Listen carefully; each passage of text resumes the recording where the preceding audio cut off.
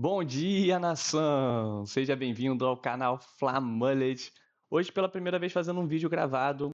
Queria avisar você que está chegando pela primeira vez nesse vídeo. Nós temos lives diárias, de segunda a sexta, às 7h30 da manhã. Sempre tomando um café aqui tranquilo, com calma, comentando os principais assuntos do nosso Mengão. Então, segunda-feira é a nossa próxima live. A gente vai falar sobre o pós-jogo do Flamengo Fluminense.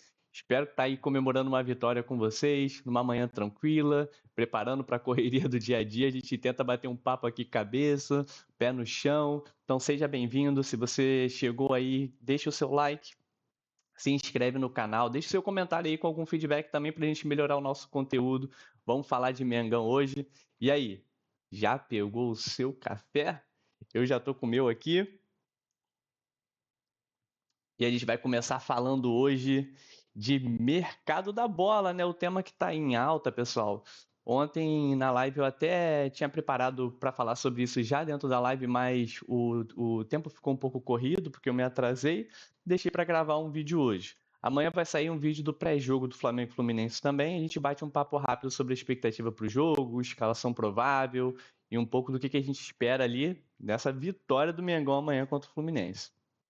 Então, o papo que tem saído aí é de, obviamente, uma necessidade de reforço na lateral esquerda do Flamengo, né? O Alexandro, com a idade um pouco mais avançada, né? E no seu último ano de contrato, mais o Ayrton Lucas, que a torcida já tem pouca paciência, na verdade, né? E que já tem ali desgastado a sua relação com o torcedor, a torcida tem ficado muito impaciente em relação a reforços.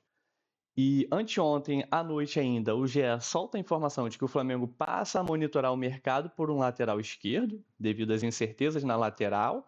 E aí ele está falando sobre a condição física do Alexandro, mas eu imagino que o desgaste do Ayrton Lucas e até mesmo a capacidade técnica mesmo do que ele pode entregar. E junto com isso, ah, logo no dia seguinte, sai na ESPN de que o Flamengo começa a monitorar o lateral esquerdo Caio Henrique. E aí, pessoal, eu estava pensando aqui, faz sentido a gente falar de Caio Henrique? Então, assim, primeira coisa a gente tem que pensar nesse contexto mesmo da lateral esquerda do time, né? A gente tem hoje o Alexandro, que é um veterano, agrega muita experiência, é um cara que realmente quando joga a gente vê que é diferente, mesmo com a idade mais avançada, mas tem um contrato até o fim de 2026, e a gente sabe que eventualmente a dosagem dele ali precisa ser bem regulada, e o próprio Alexandre em vários jogos, normalmente quando ele sente qualquer sinal de desconforto, ele já levanta a mão ali e se preserva para poder. É, eu entendo essa estratégia dele, para não agravar nenhum tipo de lesão e ele poder ter a preparação adequada para estar sempre saudável para jogar. Não dá para dizer que é um jogador chinelinho, não dá para dizer que é um jogador que está sempre no departamento médico, mas as condições da vida, né, fazem com que você comece a ter que se planejar e se antecipar no planejamento, até pensando no ano que vem, visto que o Alexandre tem contrato só até dezembro, tá? O Ayrton Lucas é um lateral de 28 anos, ou seja, está diga, no auge físico de um atleta, né, do desenvolvimento de um atleta, mas ele não dá nem para dizer que ele oscila muito, né? Na verdade, ele a maioria dos jogos ele não é um jogador que contribui muito e expõe muito o time defensivamente. E alguns jogos ele acha ali um gol, porque quando ele vai, realmente ele tem espaço para se lançar ao ataque. Ele consegue levar perigo, ele é um cara que já fez alguns gols penetrando a defesa adversária e até chutando com a perna direita, né, trazendo para dentro, chutando com a direita. Mas é um jogador que realmente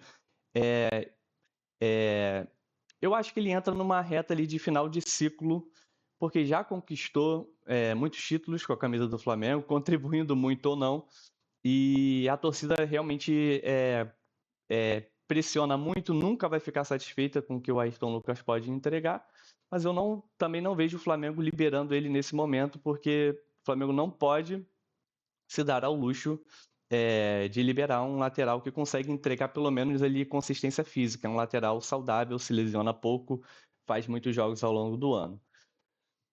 Não é o terreno de terra arrasada, como muitas vezes a gente, no calor do momento ali do jogo, tenta criar, né? Ou a nossa mente cria aqui dentro da nossa cabeça. Mas o Flamengo começa a monitorar o mercado visando ali a segunda janela, né? Porque nada vai ser resolvido, pessoal, até a Copa do Mundo e a abertura da janela ali do verão europeu. As inscrições aqui para as competições internas que o Flamengo participa já estão fechadas, então nenhum movimento que o Flamengo faça agora vai mudar efetivamente o cenário que o time se encontra. Então, os laterais que nós temos hoje são esses.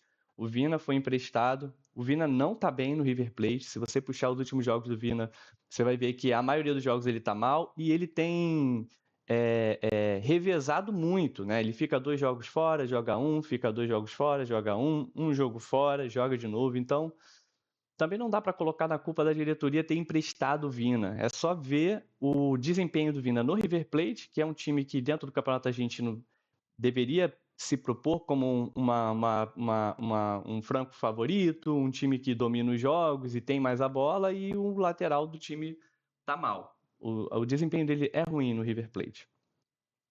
Só que quando a gente começa a falar sobre as possibilidades, que é onde a gente começa a perceber que, na verdade, não é tão simples assim você repor, né? Primeiro porque o mercado está muito inflacionado, então tem muitos jogadores ok, bons, que para você tirar ele dos times onde eles estão, custa muito caro, né? Então, quando você vai olhar o valor de mercado estimado ali pelo Transfer Market, que é apenas um valor de base, de referência, mais ou menos, do que se avalia do valor de mercado dos atletas, você vê que tem muitos jogadores ali que estão avaliados nessa casa de 8, 10, 15 milhões, e que não são, assim, craques da lateral, não são jogadores absurdamente unanimidades que chegariam para ser titular.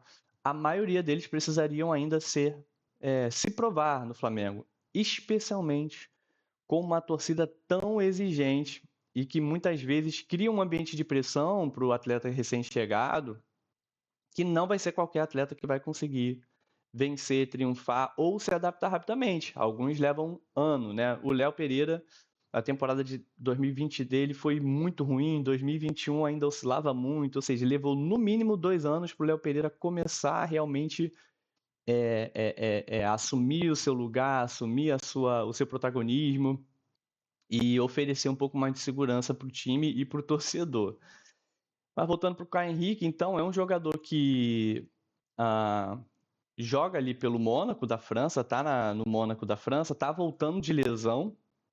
O Transfer Market avalia ele em 15 milhões de euros, mas não necessariamente esse é o valor que vai ser a transferência dele.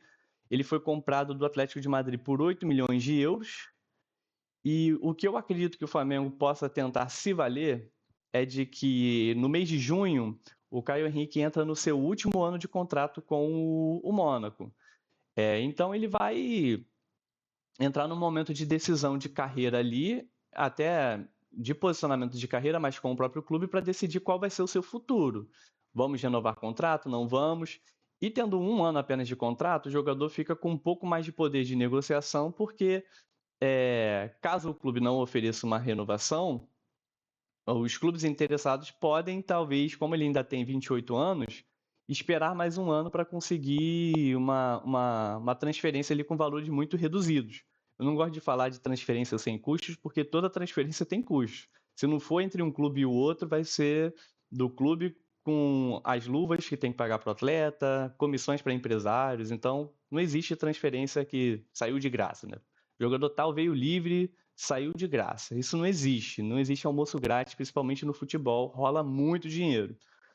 Então é um atleta que talvez o Flamengo consiga negociar para vir, como tem sido ventilado, por 10 milhões de euros. Que seria hoje ali 50 milhões de reais. E quando a gente fala, o Flamengo está trabalhando com um faturamento no ano de 2 bilhões, parece que 50 milhões de reais é muito pouco. Mas esses 2 bilhões, eles sustentam uma engrenagem que gasta muito, né? Então o Flamengo fatura 2 bilhões, mas gasta mais de 1 bilhão também. Não sobra 1 bilhão para o Flamengo gastar, não sobra 2 bilhões para o Flamengo gastar. E a gente precisa lembrar também que o Flamengo não tem feito muitas transferências dos seus atletas de base, já tem um tempo que não sai uma boa venda. Então, assim, essa balança da linha, né, financeira de transferências de atletas precisa se equilibrar. Precisa haver um equilíbrio entre o quanto você está injetando no mercado naquela linha das suas finanças, ou seja, transferência de atletas, contra o que você está recebendo nessa mesma linha. Então, assim, o Flamengo acabou de desembolsar muito dinheiro na transferência do Paquetá na linha de transferência de atletas. Eu não consigo ter esse otimismo de que o Flamengo vai vir agora desembolsar 10 milhões de euros no lateral sem que haja negociações de atletas, tá? Sem que hajam saídas. Então, falar sobre Caio Henrique faz sentido? Depende. Eu acho que hoje depende essencialmente de quem o Flamengo vai negociar no mercado, quanto que o Flamengo vai captar no mercado com as vendas para entender realmente o posicionamento do Flamengo no mercado. Não se enganem de que o Flamengo está nadando de braçada em dinheiro para transferências de atletas, sem que seja necessário equilibrar essa balança também com vendas de atletas. Então, faz sentido falar de Caio Henrique? Tecnicamente, talvez. Apesar dele estar voltando de lesão recente, é um jogador que entrega, é um lateral mais técnico, ele cruza bem, tem uma experiência de Europa há bastante tempo. Aqui no Brasil jogou no Fluminense, no Grêmio, jogou lá fora no Atlético de Madrid, agora na França. Já tem uma boa formação de Europa, já foi convocado para a seleção brasileira. Ajudaria a melhorar a saída de bola, a construção. Talvez ele tenha menos esse pulmão que o Ayrton Lucas tem, de muita vontade, de entregar muito fisicamente. É um jogador valente fisicamente, embora muitas vezes o Ayrton Lucas peque realmente defensivamente, talvez intelectualmente. Mas é um jogador que contribuiria muito tecnicamente e faria sentido. Aí eu acho que a gente tem que colocar essas duas coisas na balança para entender se faz sentido. Como uma peça, um bom jogador, um jogador técnico que poderia contribuir, faz sentido? Acredito que sim. É um bom lateral. Não existe tanta oferta de bons laterais no mercado e, especialmente no Flamengo, não é qualquer aposta que a torcida aceita. Então, se você fosse falar, eu vou jogar um exemplo aqui um pouco mais aleatório, um jogador que tem quase a mesma idade, né? O Caio Henrique tem 28 anos, a gente fosse falar de Juninho Capixaba, só pelo nome dele ser Juninho Capixaba, a torcida do Flamengo já rejeitaria o cara.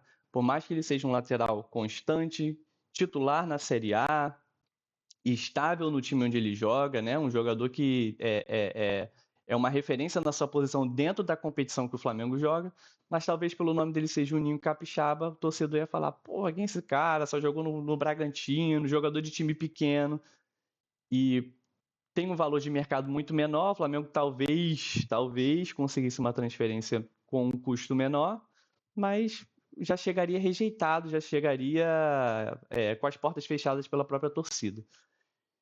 Então, o Flamengo também é refém disso quando vai falar das opções. Então, faz sentido tecnicamente? Faz dentro dessa realidade que é o Flamengo, de que a torcida também tem um tarimbo ali de que o jogador seja rodado na Europa, tenha esse nome ali e tal, independente de avaliar friamente se tecnicamente existiriam outras opções que poderiam entregar a mesma coisa. Agora, faz sentido, de fato, a gente vai ter que esperar. E a gente vai ter que esperar principalmente em relação a finanças. Não criem falsas expectativas de que o Flamengo está com a carteira cheia para gastar com contratações. Não é bem assim. Fiquem bem atentos aos próximos movimentos do Flamengo de mercado e esperem na janela do meio do ano movimentações de saídas do Flamengo. E, claro, existem várias saídas ali que são necessárias. Isso é papo para a gente falar mais na nossa live. Pessoal, comenta aí. Você traria o Caio Henrique, vamos imaginar aí, no valor que tem sido ventilado, por 10 milhões de euros? Vocês acham que fazem sentido isso? Tem algum lateral que não foi ventilado ainda que vocês acham que seria uma ideia legal do Flamengo, de repente, investir um pouco menos, apostar um pouco, de repente, em alguém mais jovem, uma promessa? Vocês acham que esse é o tipo de perfil de jogador que poderia dar certo para o Flamengo apostar agora? Enfim, esse é o nosso primeiro Flamullet Comenta.